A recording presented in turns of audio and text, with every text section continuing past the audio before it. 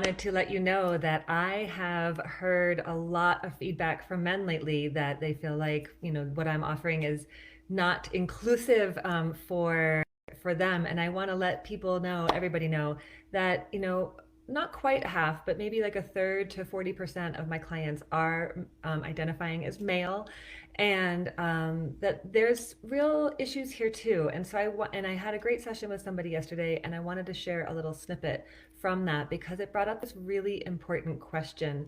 And I think that's part of where some of the feedback of wanting to be included or wanting to have offerings that are, um, you know, either non-gendered or for men. And I'm going to just be totally honest, as I don't identify as a man, and so I've been hesitant to speak to men directly. But today I have an offering for you because I think it's really profound, and that is this ultimate question. And this is where my client and I kind of got to yesterday: is what does it mean to be a man? What are the stories that you have been told around um, being a man, and where did they come from, and how might they be playing in your psyche, in your physical body, in the drive that you have, and how do you own what it is to you to be a man while also allowing those stories from our culture, from families, from teachers, from pop culture, from athletes, all these different places we look to for role models. What things along the way have you maybe picked up that are impacting your daily choices, your health, your vitality? I'll give you this example. So working with somebody who has been really struggling with anxiety, and we've been kind of unfolding what that is, and there's so many layers here, and I don't want to oversimplify it. But yesterday what was really profound for me was when we got to this part of you know wanting to be seen as worthy, and not wanting things to look like they were coming too easy. He has what in a textbook would be considered a really sweet life. He's got a beautiful, loving wife, children, that he wanted. He's financially secure. That sort of thing. A career that he loves and really finds joy in. Um, and how when he re-engaged with his peer group that were really struggling, it kind of triggered this real deep need to prove that he could work as hard as anybody else.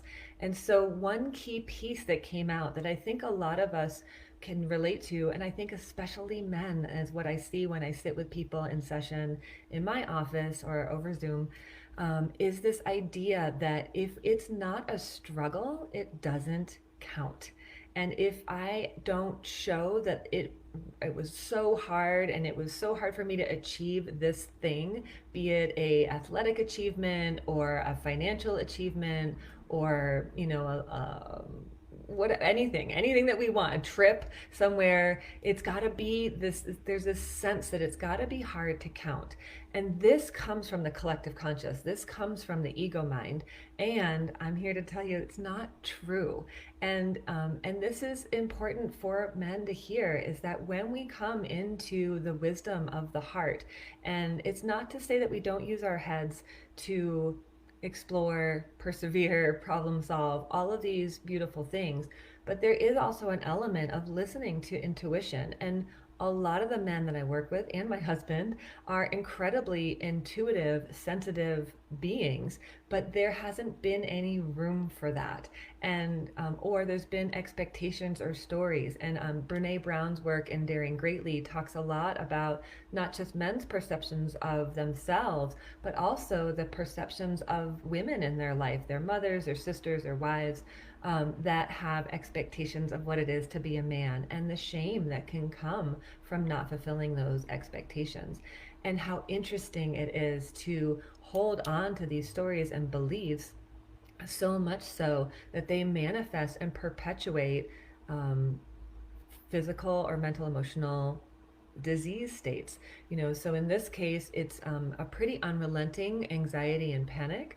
And the question that we left with was, wow, is this anxiety is, has it been intractable in part because of this part that's been holding this really intense belief that if things aren't a struggle, then they don't count.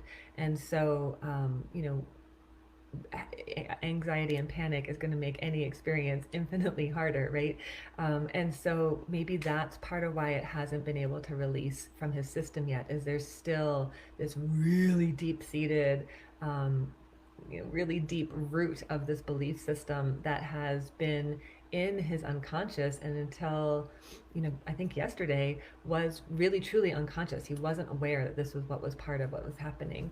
And so, what stories are limiting you? What beliefs may be impacting you in ways that you're not even consciously aware of? And if that's something you'd like to explore, I am here for it. I am here for one-on-ones. We have memberships where we can explore these things, where we look at these old patterns and bring into the light these things that have been relegated to the shadows.